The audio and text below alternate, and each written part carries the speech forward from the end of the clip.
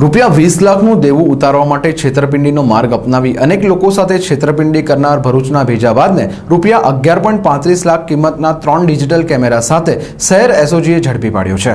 ધોરણ 12 સુધી ભણેલા આ ભેજાબાજે સોશિયલ મીડિયા દ્વારા વેપારીઓને વિશ્વાસમાં લેતો હતો અને તેઓ પાસેથી ઉધારમાં કેમેરા લઈ રોકડમાં વેચી મારતો હતો।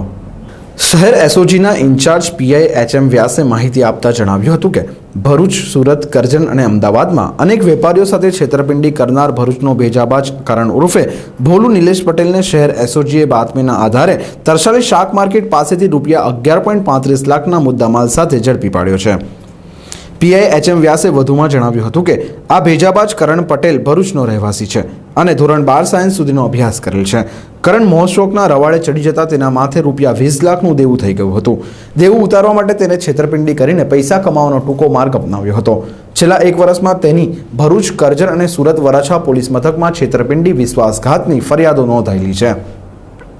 લોકો સાથે છેતરપિંડી કરવા છતાં દેવું ન ઉતરતા ભેજાબાજ કરણ પટેલે પોતાની એમઓ બદલીને ઇન્ટરનેટના માધ્યમથી છેતરપિંડી શરૂ કરી હતી, જેમાં તેણે ગૂગલ ઉપર સર્ચ કરીને હાઈ ક્વોલિટીના કેમેરા તથા લેન્સ વિક્રેતાઓની માહિતી મેળવી હતી, જેમાં અમદાવાદ સ્થિત ગુજરાત ફોટો ગુડ્સ નામની એજન્સીના ડીલર વિનોદભાઈ માયાણીનો સંપર્ક નંબરો મેળવ્યા હતા। તે બાદ ડીલરનું ફેસબુક ફ્રેન્ડશીપનું લિસ્ટ મેળવ્યું હતું, જે લિસ્ટમાં ડીલરના મિત્રોના નામનો ઉપયોગ કરી ડીલર વિનોદભાઈ માયાણીને વિશ્વાસમાં લીધા હતા અને તેઓ પાસેથી ₹11.35 લાખની કિંમતના 3 કેમેરા ઓનલાઈન પેમેન્ટ કરાવવાનું જણાવી લીધા હતા અને પોતાનું સરનામું B37 શિવકૃપા સોસાયટી, અલકાપુરી, વડોદરાનું આપ્યું હતું। કેમેરા લઈ લીધા બાદ ભેજાબાજ કરણ પટેલે પોતાનો મોબાઈલ ફોન બંધ કરી દીધો હતો અને તે કેમેરા વેચવા માટે ફરી રહ્યો હતો। ત્યારે એસઓજીના હાથે તરસાલીમાં આ બાદ ઝડપાઈ ગયો છે, તેમ પીઆઈ એચએમ વ્યાસે વધુમાં જણાવ્યું હતું। વડોદરા શહેરના માનનીય પોલીસ કમિશનર શ્રી મનોજ શશિધર સાહેબના હોય વડોદરા શહેર એસઓજીની ટીમને આપેલ સૂચન અને માર્ગદર્શન આધારે વડોદરા શહેર એસઓજીની ટીમ શહેર વિસ્તારમાં પેટ્રોલિંગમાં હતી, જે દરમિયાન એસઓજીની ટીમના પોલીસ કોન્સ્ટેબલ કમાલુદ્દીન સૈયદનાઓને બાતમી મળી કે એક ઇસમ જે ચીટર છે, અગાઉ ચીટિંગના ઘણા બધા ગુનામાં પકડાઈ ગયેલો છે, જેનું નામ કરણ પટેલ છે, તે હાલમાં તરસાલી બાયપાસ પાસે ફરી રહ્યો છે અને તેની પાસે વિમલ પાન મસાલા ગુટકાના 2 મોટા થેલા છે। હાલમાં જે આરોપી જે કરણ પટેલ જે છે તે સુરત શહેરના વરાછા પોલીસ સ્ટેશન વિસ્તારમાં પણ એક મોબાઈલ ચીટિંગના ગુનામાં વોન્ટેડ છે, જે બાતમી હકીકત આધારે બાતમીવાળી જગ્યાએ રેડ કરી અને આરોપીની ધરપકડ કરવામાં આવેલ છે।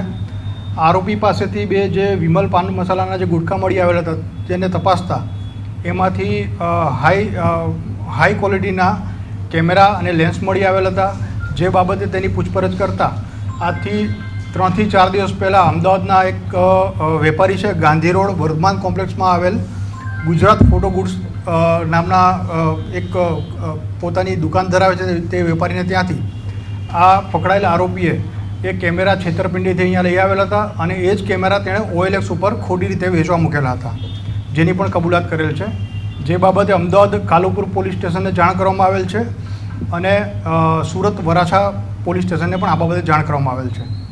આરોપી ગુનાહિત ઇતિહાસ ધરાવે છે, અગાઉ એ ચીટિંગના ઘણા બધા ગુનાઓ પકડાયેલ છે અને આરોપીને CRPC 41(1D) મુજબ ધરપકડ કરી વધુ તપાસ તજવીજ માટે મકરપુરા પોલીસને સોંપેલ છે। હવે આરોપીની કસ્ટડી સુરત વરાછા પોલીસ અને અમદાવાદ કાલુપુર પોલીસ લઈ જશે। સર, આ આખો શું બનાવશો તો શું આની એમઓ હતી ને કેવી રીતના સાહેબ આખું ષડયંત્ર ચલાવતો?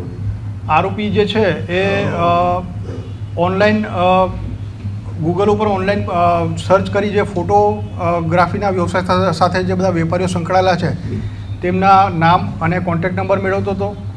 એના ફેસબુક એકાઉન્ટ ઉપરથી આરોપી જે છે તેના ફ્રેન્ડ લિસ્ટ જોઈને તેના મિત્ર કોણ છે તેની વિગતો મેળવતો હતો અને એમના રેફરન્સ આપી અને વેપારીનો સંપર્ક કરતો હતો।